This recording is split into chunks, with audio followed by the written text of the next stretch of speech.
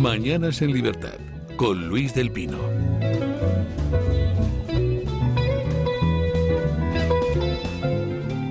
...8:33, 7:33 en las Islas Canarias... ...y empezamos... con la tertulia de los Marios. Don Mario Noya, ¿qué tal está usted? Hoy, ¿cómo voy a estar a las 8:30 de la mañana? Pues lleno de energías, aquí espero. dirigiendo a España. Estoy mejor que nunca. Don Mario Garcés, ¿qué tal está usted? Encantado. Además, hoy en Madrid se ha podido dormir después de varios días. Sí, señor. Ha bajado la por fin. temperatura y se está mucho mejor. Así es, así es. Por cierto, hablando de los Marios, Mario es un nombre de origen romano. Hay mucha gente que no sabe que los romanos tenían muy poquitos nombres propios. Mario, Julio, pero en cuanto una familia tenía más hijos, pues ya empezaban a quedarse sin nombres propios. Entonces al quinto hijo le llamaban Quinto, al sexto le llamaban Sexto, al séptimo Septimio, al octavo Octavio, al décimo Décimo. Poco originales. Y lo que no tenían eran nombres para las mujeres, nombres propios, con lo cual pues es un lío a veces el investigar la historia romana, porque te encuentras con Julia. Resulta que varias hermanas, hijas del mismo padre y de la misma madre, se llamaban igual Julia. ¿Por qué? Porque eran de la familia de los Julios. Es que en aquella época no existía ni Leo, ni Jenny, ni Tiago, ¿no? Entonces era Pues, ¿sabéis qué pasa? Que es que hay cosas que como las damos por hechas ya no te das cuenta de que no son normales. Y eso son historias fascinantes. Es verdad que casi todo en la creación va así y dices, bueno, es que si me fascino desde que me acuesto desde que me levanto hasta que me acuesto voy a pasar por imbécil. Pero tiene su miga. ¿Por qué tienes que tener un nombre propio y qué es un nombre propio? Tú piénsalo en ese momento. Y una cosa sorprendente es cómo ha evolucionado los nombres propios en España. Yo de vez en cuando miro el Instituto Nacional de Estadística. Por ejemplo, el nombre Teresa ya no está entre los 100 primeros de las mujeres que se ponen en España. A cambio han aparecido nombres de influencia claramente, vamos a decir, genuina latinoamericana, ¿no? Y otro, incluso también árabe, ¿no? Y ahí se nota cómo se está produciendo una transformación social absoluta en nuestro país, ¿no? Pero vamos, que de Santa Teresa hayamos pasado que no haya Teresas entre las 100 primeras en España, desde luego no deja de ser. Y os dejo... Está habiendo un revivir de los nombres castellanos últimamente. Sí. O sea, habíamos pasado por una época donde a la gente le daba por poner nombres, por ejemplo, vascos a los niños, sin ser conscientes de que muchos de esos nombres son nombres que antes de 1890 no existían, porque se los inventó el loco paranoico de Sabino Arana, ejemplo. Aingleru dice, como había que inventarse nombres vascos para diferenciarse de los castellanos, entonces a su amigo Ángel le dice, tú te vas a llamar a partir de mañana Aingleru. Entonces, pues vale, pues a partir de mañana Aingleru, sí, y a partir de mañana soy Aingleru. Pero luego Sabino Arana, el loco paranoico, dice, no, eso se parece demasiado al nombre castellano. Dice, no, mejor vamos a inventarnos otro, Gotzón. O sea, a partir de mañana eres Gotzón. Y ya está. Se fumaba un puro. Oye, pero fijaos, me dejáis deciros otra cosa que es alucinante. Además, es sobrecogedor, muy emotivo cuando reparas en qué sucede, ¿no? En el medio subí un vídeo hace unos años de un periodista que se planta en las calles árabes y les pregunta a los jóvenes, a los varones, cómo se llaman sus madres. Y le miran escandalizados, porque en el mundo árabe se supone que nadie tiene que saber cómo se llama tu madre. Y además, si os fijáis, cuando se oye de las madres de los terroristas y tal, las llaman no sé qué, que es la madre de no sé quién, ¿vale? De hecho, lo que pasa es que si la gente sabe el nombre de tu madre, es que tu madre es una guarra o es una persona de mala reputación. Y lo bonito del vídeo, no sé si era de Deutsche Welle o... Qué pena, a ver si lo recupero. Lo bonito del vídeo es que el periodista como que les intenta ver que no hay nada de malo en que su madre tenga nombre y que sea un nombre reconocido. Y de repente algunos de ellos reparan en que es verdad. Y dicen, ¿qué problema hay con que mi madre tenga un nombre? Pero el vídeo es muy chocante por esas dos cosas. Por la primera reacción, que es como si hubieran insultado a su madre, y si le hubieran insultado a él, por el mero hecho de que le preguntaran ¿cómo se llama tu madre? Y la reacción que tienen algunos de ellos cuando les hace ver el periodista que dónde está el problema en que su madre tenga un reconocimiento público, un nombre de reconocimiento que no sea soy la madre de, soy la mujer de, etc., ¿no?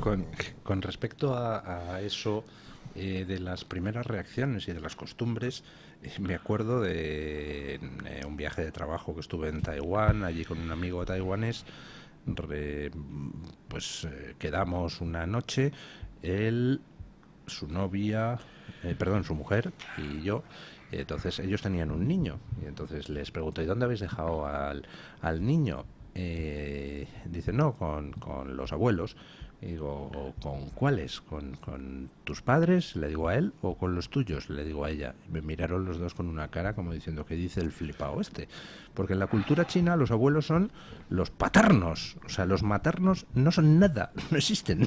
Fíjate. Yo voy a sumar una curiosidad. Cuando fui a registrar a mi tercera hija al registro civil en Madrid, había una pareja antes que estaba pendiente de hacer la misma gestión que yo.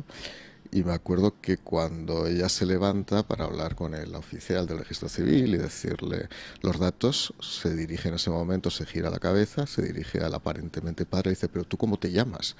Entonces yo creo que descubrió el nombre del padre en el momento que fueron al registro civil. En este caso, efectivamente, el descubrimiento natural, ¿no? O sea, después del poscoital y post-nacimiento. Fue curioso, además a gritos todo el mundo nos mirábamos, digo, bueno, acaba de descubrir el nombre del padre. Le cuento yo otra Bueno, eso ha pasado mucho. La gente ponía nombres a traición en el registro civil cuando sabían que no... Yo tengo un tío que se enteró de que se llamaba Ángel Porfirio en el registro civil cuando fue a buscar la documentación para la boda, creo recordar, porque debió de saber el que le pusiera Porfirio que lo de Porfirio iba a ser vetado. Y entonces fue con nocturnidad y alevosía y registró sin decirle nada a la familia. Mi madre es la persona que tiene 3 nombres. Es curioso, ¿no? Porque en el registro civil aparece como Doris, en el carnet de identidad aparece como Adoración y la llaman todos Dorita, ese nombre de cabaret. A mí me gusta mucho la investigación genealógica y entonces estuvimos haciendo el árbol genealógico de la familia.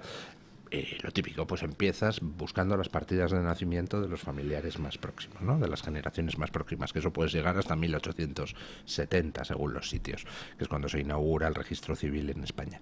Bueno, pues tuvimos unos dolores de cabeza para encontrar la partida de nacimiento de mi abuela paterna, que no aparecía por ningún lado,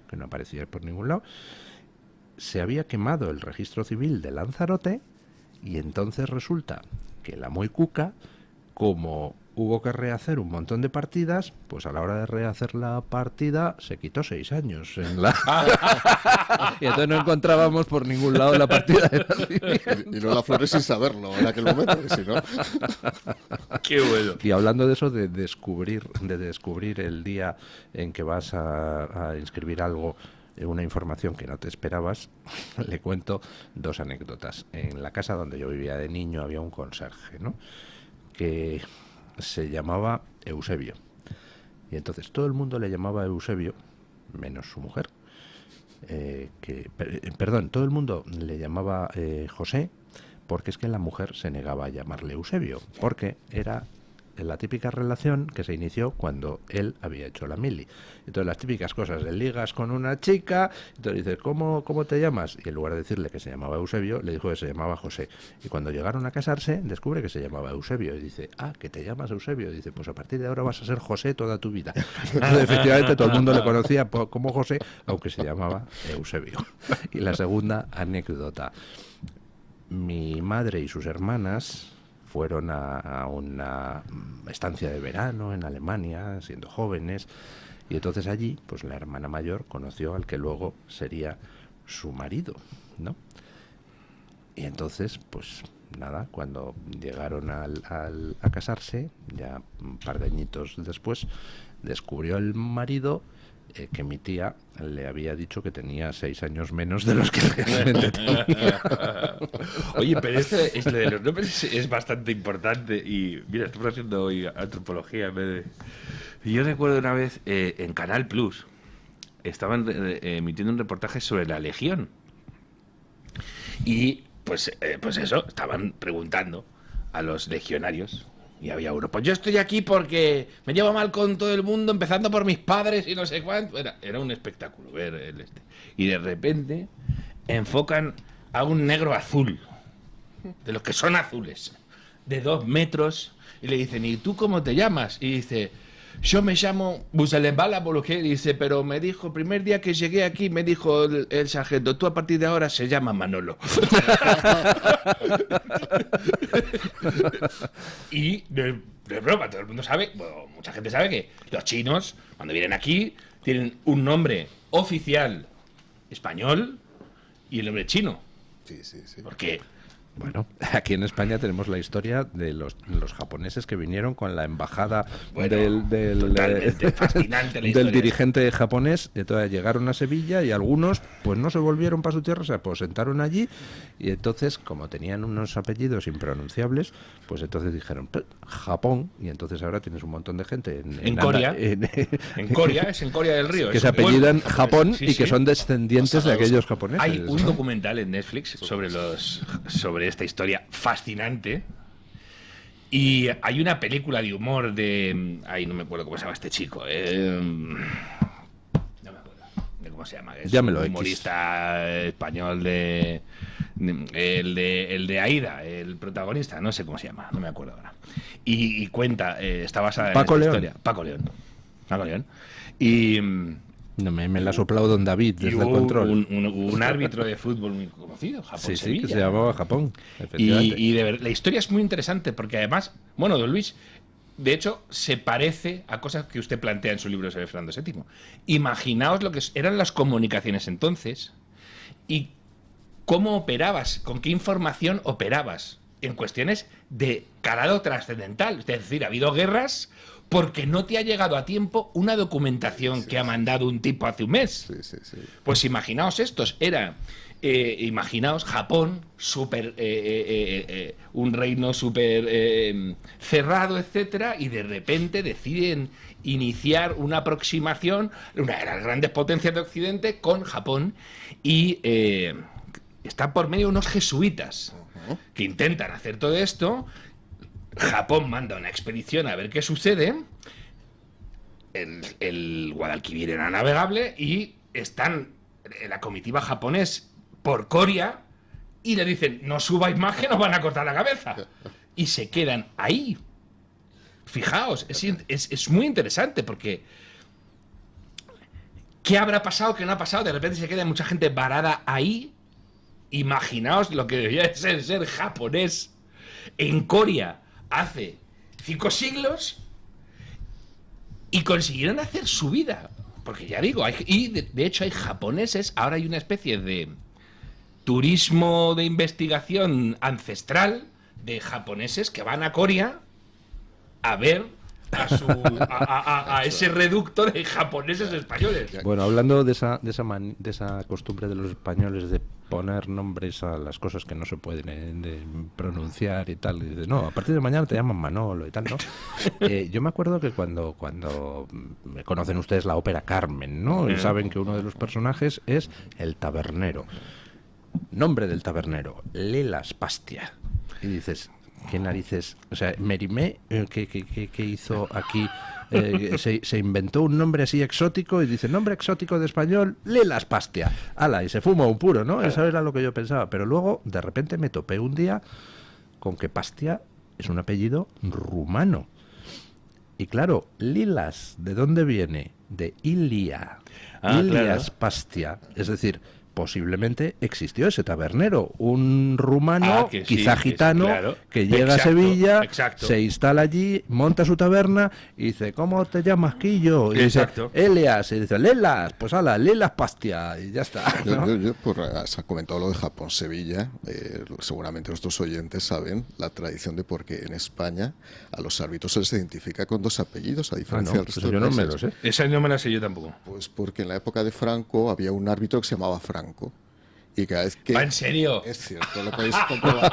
Y cada vez que pitaba Franco, empezaba a gritar la gente, Franco, inútil, lárgate, lárgate. Entonces en aquel momento decidieron que los árbitros en España tuvieran 2 apellidos. ¡Ah, qué bueno! Esa anécdota es real, ¿eh? Pero es el único lugar del mundo donde se cita por los 2 apellidos. No porque sea igualitario, como ya no era hombre y mujer, sino era por Franco. Era tener un O sea, que esto es una herencia franquista. Es una herencia franquista los 2 apellidos.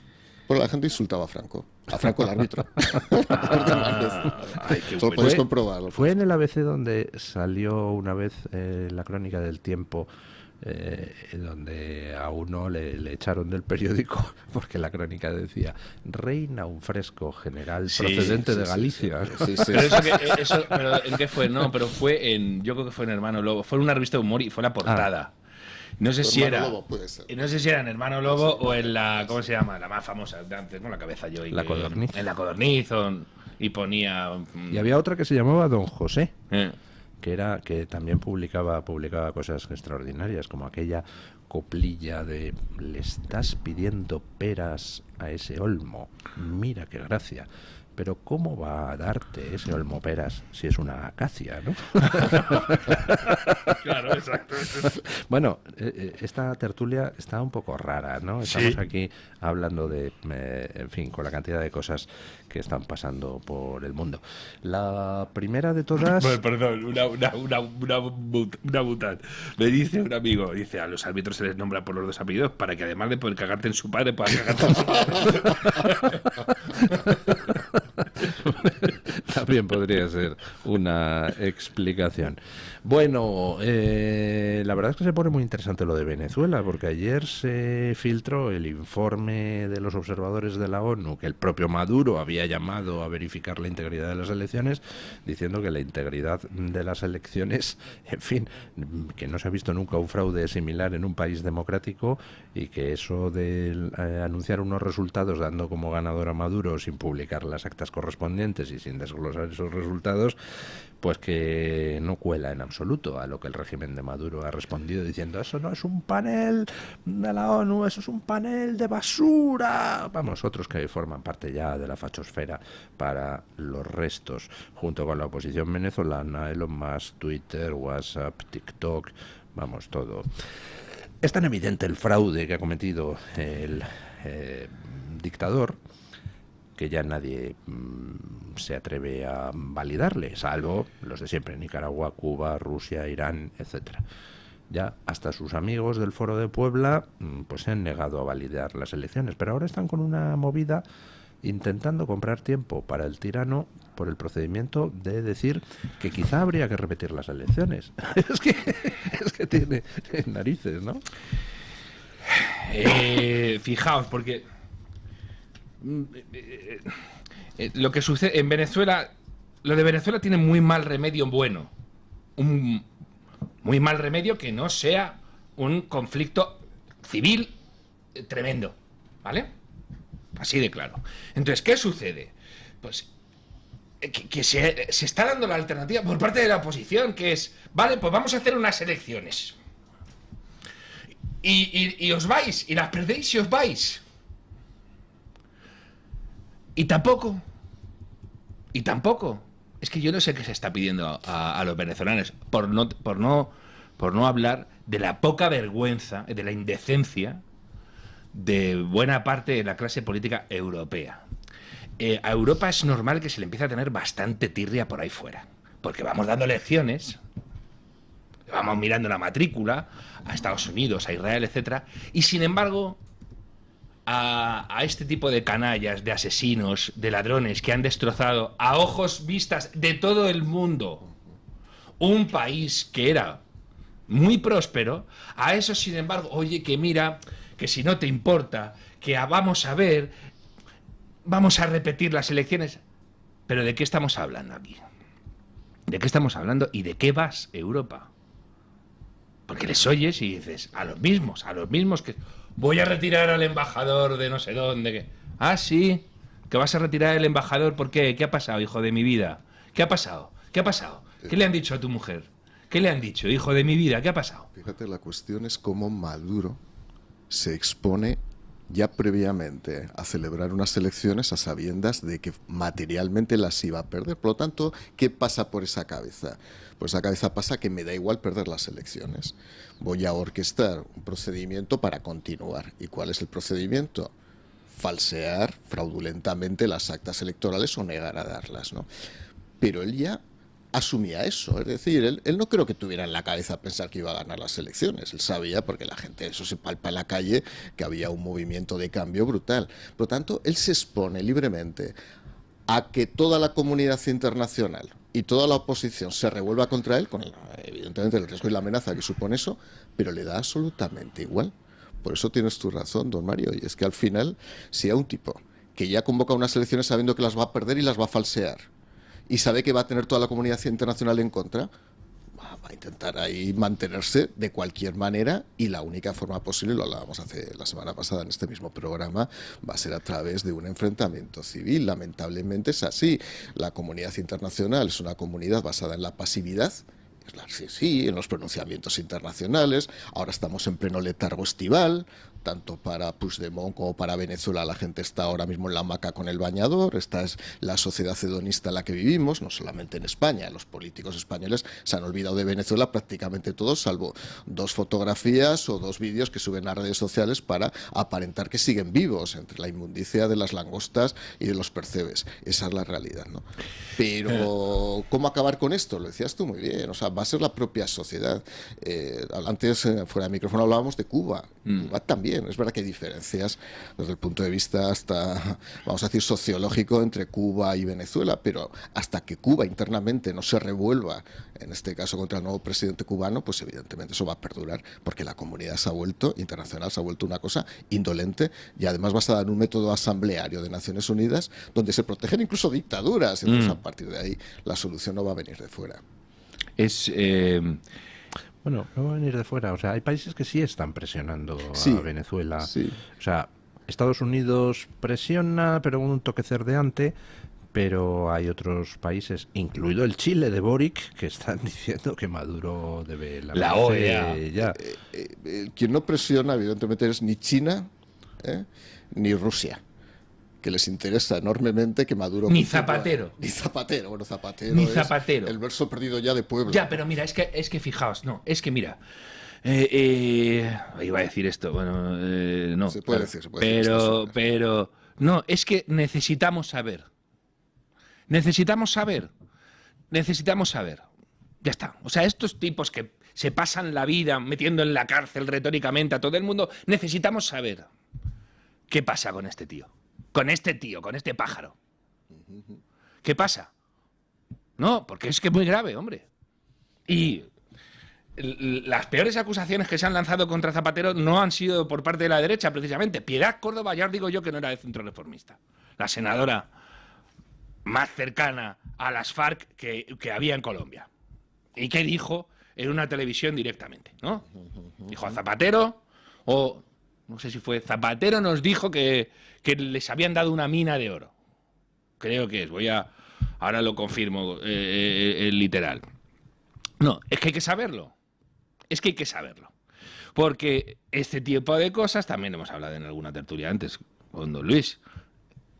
Estos son los factores que se te van, porque como tú tiendes al analizar fenómenos políticos a pensar solo en términos de ideas, frente a lo que haces en el día a día, imagínate que alguien pregunta, oye, ¿cómo fue tu relación con tu esposa? Y entonces se van al terreno de las ideas. No, que si por la mañana, cuando te pisó el pie en aquel momento, no se acordó de tu muela, si ese fue el día que dejaste de ir a las vacaciones.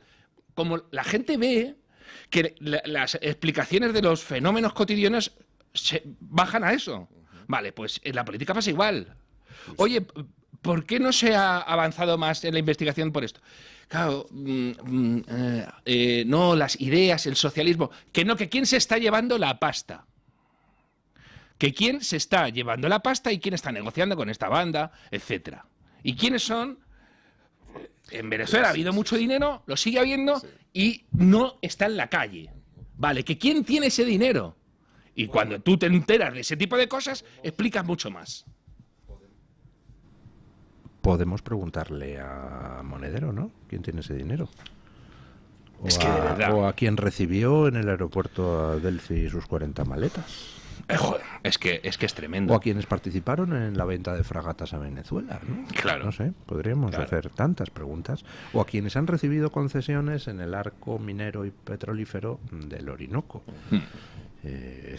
Y no son solo españoles, es que hay muchos países europeos que han estado trincando del asunto. Bueno, es que Europa en general, es que ya lo hemos visto también, bueno, no sé, es que vamos a ver, que es que hemos visto algo que parece de una serie mala, ¿no? El presidente, el canciller de un país del motor de Europa abandona el poder y al día siguiente ficha por una compañía gasística con un poder mastodóntico de un país que es una amenaza existencial para el resto de Europa. ¿Esto ha pasado? Sí, ha pasado en nuestra cara, en nuestra cara. ¿Y ese país ha modificado la política energética de todo el continente? Sí, ha pasado en nuestra cara. ¿Hay alguien en la cárcel? ¿Hay alguien que haya tenido pérdidas patrimoniales por haber hecho esto? Pero qué tonto eres, Mario. ¿Cómo van a tener pérdidas patrimoniales? Muerto de hambre.